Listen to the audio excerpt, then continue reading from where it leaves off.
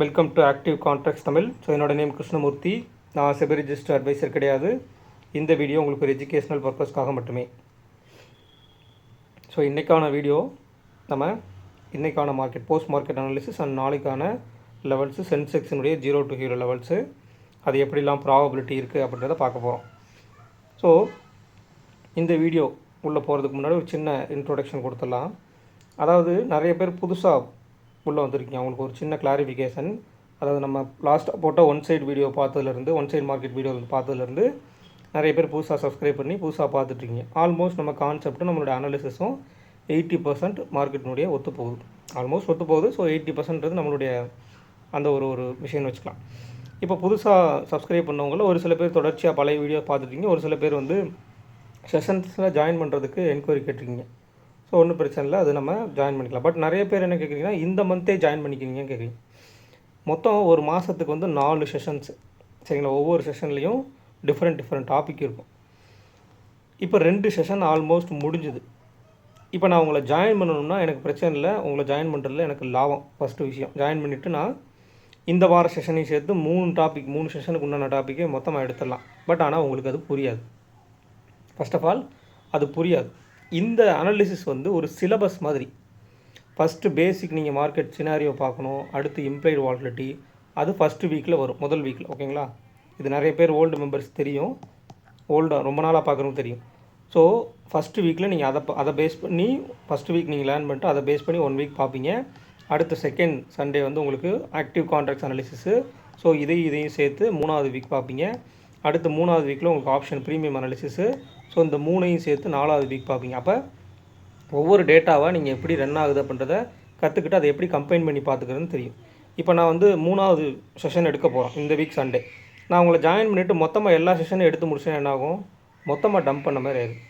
அதே மாதிரி நிறைய பேர் வந்து ரெக்கார்டிங் செஷன் கேட்குறீங்க. ரெக்கார்டிங் செஷன்ஸ் வந்து கிடையாது. ஏன் அப்படின்னா, ரெக்கார்டிங் செஷன்ஸில் வந்து 2 விதமாக லேர்ன் பண்ணுவாங்க இருப்பாங்க பீப்புள்ஸ். அதாவது ஒட்டு மொத்தமாக ஒரே இதை பார்த்துறது, அதாவது இருக்கிற எல்லா கான்செப்டையும் ஒரே நாளில் உட்காந்து பார்த்துட்டு மொத்தமாக போய் அப்ளை பண்ணுறது, அப்படியும் பண்ண முடியாது.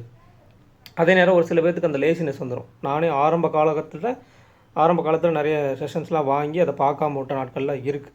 ஸோ அந்த மாதிரி பொறுமையாக பார்த்துக்கலாம் அப்படின்ற மாதிரி. அப்போ ஒரு சில விஷயங்களை மட்டும் பார்த்துட்டு அதை அப்ளை பண்ணி பார்க்குறது.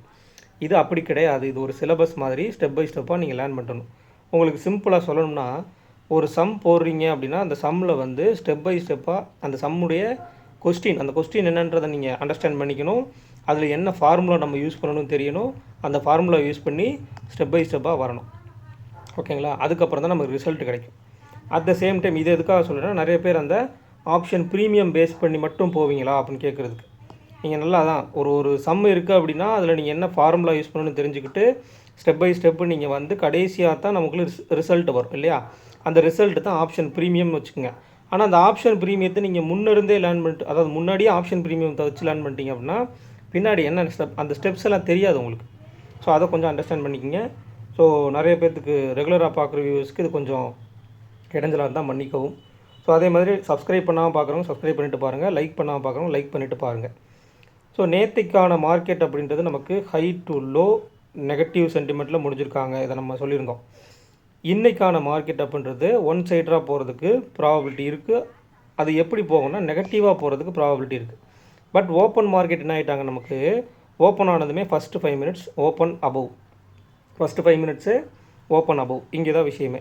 இப்போ எஸ்டர்டே ஹைக்கு மேலே போயிட்டு கீழே வந்தால் எஸ்டர்டே லோவையும் கட் பண்ணுவாங்கன்னு சொல்லியிருந்தோம் இல்லையா? ஏன்னா எஸ்டர்டே ஹை அண்ட் லோ நமக்கு 120 பாயிண்ட் நியர்பை, ஒரு 150 பாயிண்ட்டுக்கு ரொம்ப கீழே தான், 120-130 பாயிண்ட்டுக்குள்ளே தான் இருக்காங்க.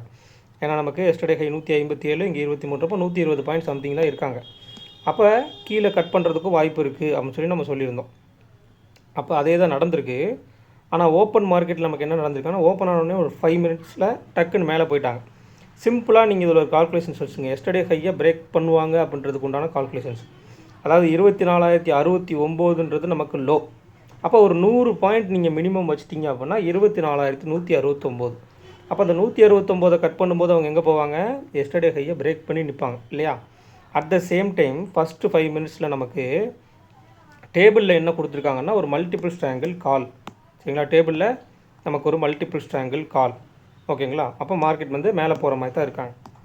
அதே மாதிரி ஐடிஎம் டு ஓடிஎம் பர்சன்டேஜஸ் நான் சொல்லியிருந்தேன் இல்லையா, ஸ்லைட்லி அப்பர் ஹேண்ட். இங்கே பாருங்கள் 45, 48, 53, 56, 58, 62 இப்படி போயிட்டே இருந்தாங்க. ஸோ இன்னமும் கொஞ்சம் இருந்திருக்கணும், பட் ஸ்லைட்லி அப்பர் ஹேண்ட் இருக்காங்க. கால் சைடில் நமக்கு ஐவி 10க்கும் மேலே, அதாவது கால் சைடில் 11 ஐவி, புட் சைடில் 14. ஓகேங்களா, இதெல்லாம் இருக்குது. ஆனால் இப்போ மார்க்கெட் ஒன் சைடாக மேலே போகுமான்னு கேட்டிங்கன்னா போகாது.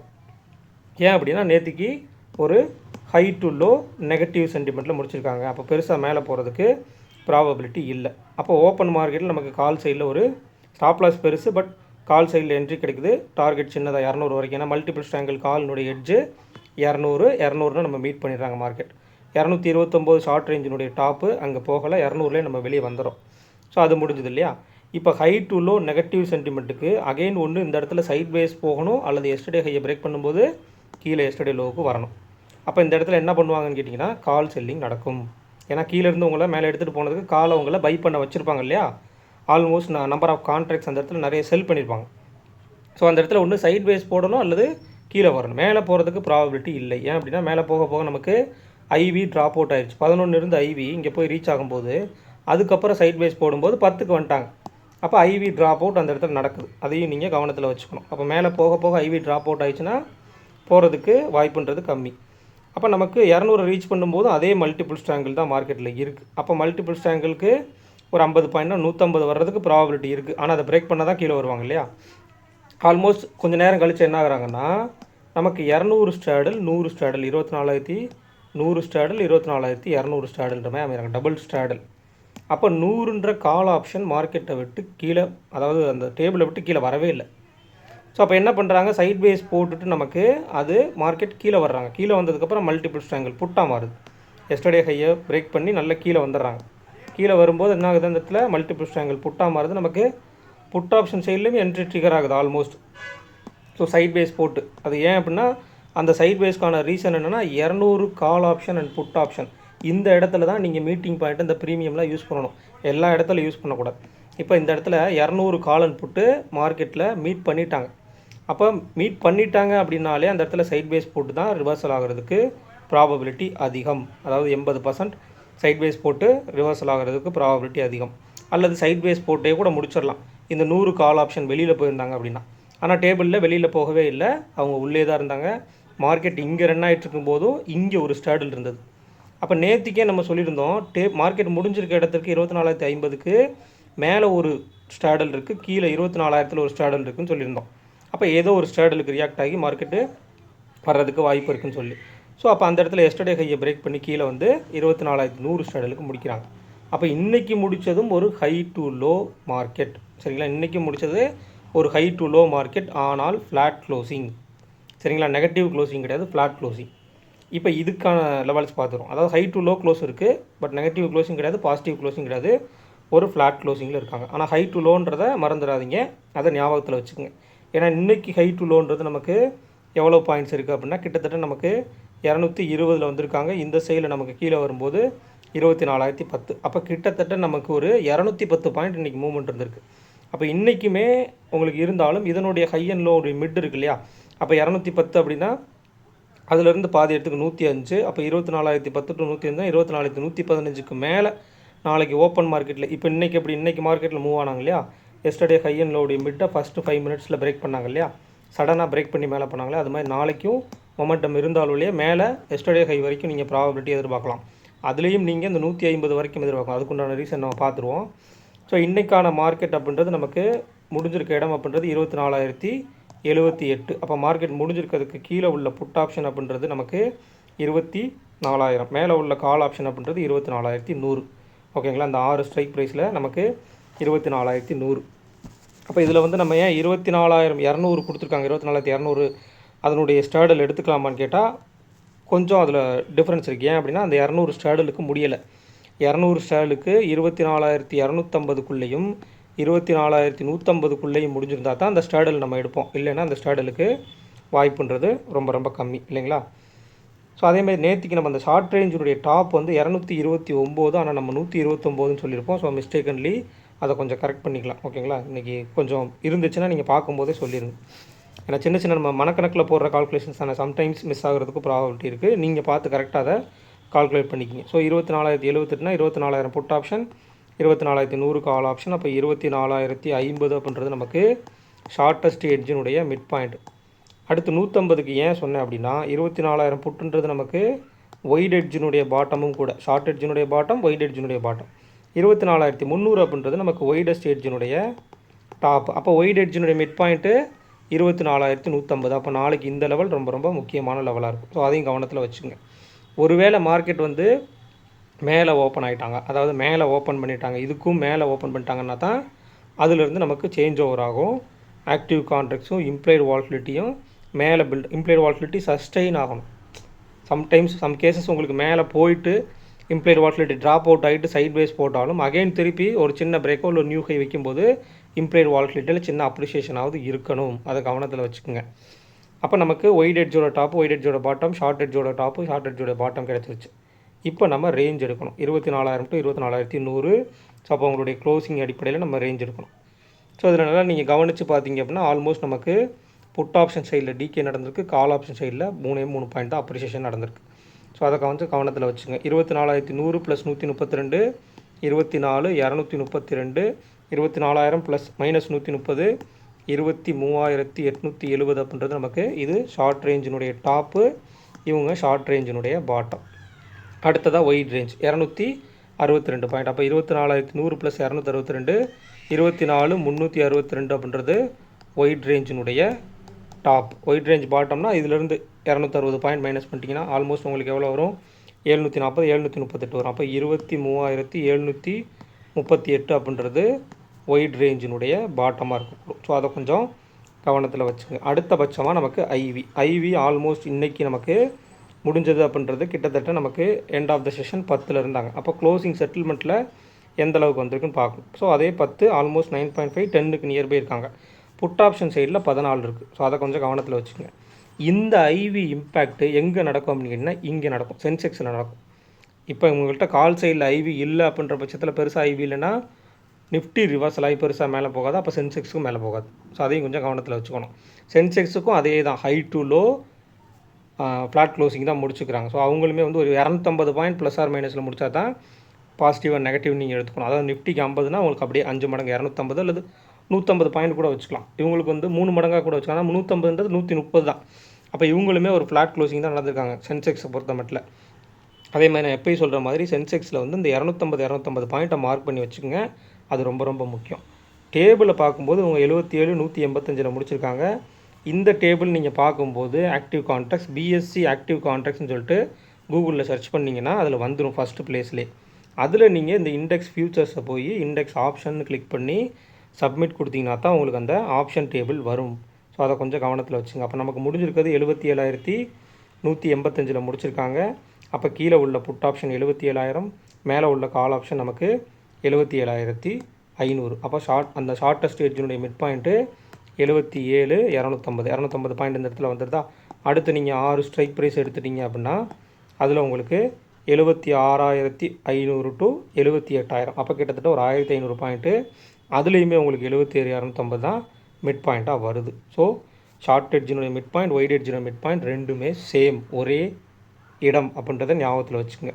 அப்போ இந்த இடத்துல நாளைக்கு ஒருவேளை மார்க்கெட் கீழே வந்துட்டு இது நிறைய வீக் நடந்திருக்கு, அதே 77,000 ஸ்ட்ராடில் ஆயிடுச்சு அப்படின்னா 77,000 ஸ்ட்ராடில் ஆயிடுச்சு அப்படின்னா இந்த இதில் நிறைய நாட்கள் இப்படி நடந்திருக்கு. இந்த 77,000 ஸ்ட்ராடில் அப்படின்ற பட்சத்தில் மார்க்கெட்டில் நீங்கள் இதுக்கு முந்தின வீக்குமே உங்களுக்கு பார்த்துருக்கலாம். அந்த எக்ஸ்பைரி நியர்பை நமக்கு 77,250 போயிட்டு அங்கேருந்து 77,000 பிரேக் பண்ணி நல்ல ஒரு மொமெண்டம் கீழே கொடுத்துருப்பாங்க.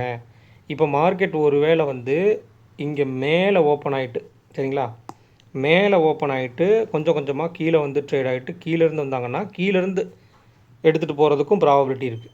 அல்லது கீழே ஓப்பன் ஆகிட்டு மேலே எடுத்துகிட்டு வந்து சைட் பேஸ் போட்டிருந்தாங்கன்னா மேலே ஒரு ஹை வச்சுட்டு அப்புறம் கீழே வந்து சைட் பேஸ் போட்டால் கீழே பிரேக் பண்ணி வர்றதுக்கும் வாய்ப்பு இருக்குது. அது எப்படி ஓப்பன் ஆகுறாங்கன்றதை பொறுத்து மார்க்கெட் இருக்கும்.